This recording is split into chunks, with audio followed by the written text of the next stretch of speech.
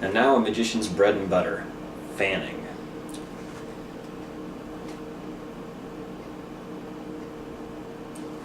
Okay, this is the thumb fan. How is it accomplished? Well, first it looks like this. It's a very pretty, very round fan.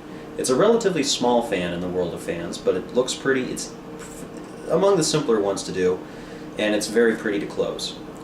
So, the way that it is accomplished, you're going to take your... You should start this off in your left hand, and then you can put it in your right hand.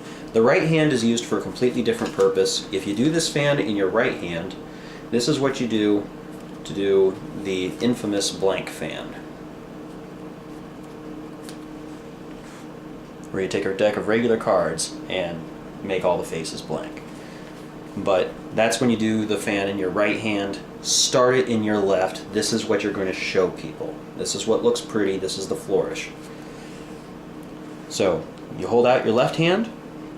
You're going to take the deck, place it on your top 3 fingers.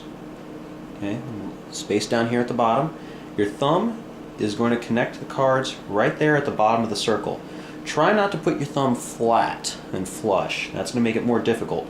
Try to get more of a bridge on your thumb, more of a central pivot point, because this is going to be the point where your thumb, or this is going to be the point where all the cards pivot around your thumb.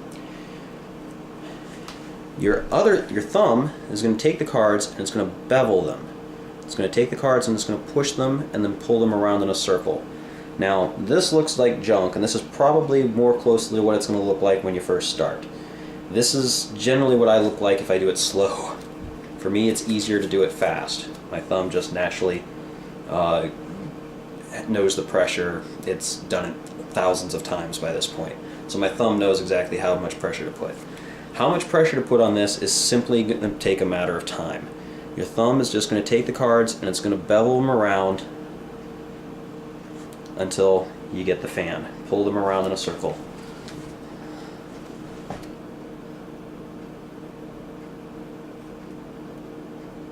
Okay.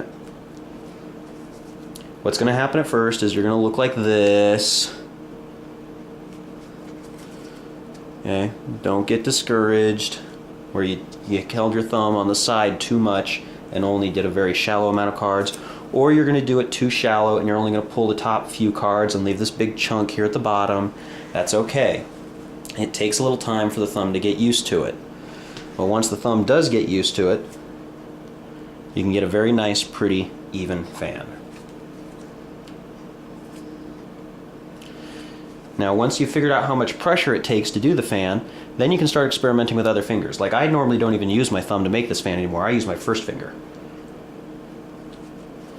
So I can make this fan using any of my fingers, just because I've gotten used to what kind of pressure it takes.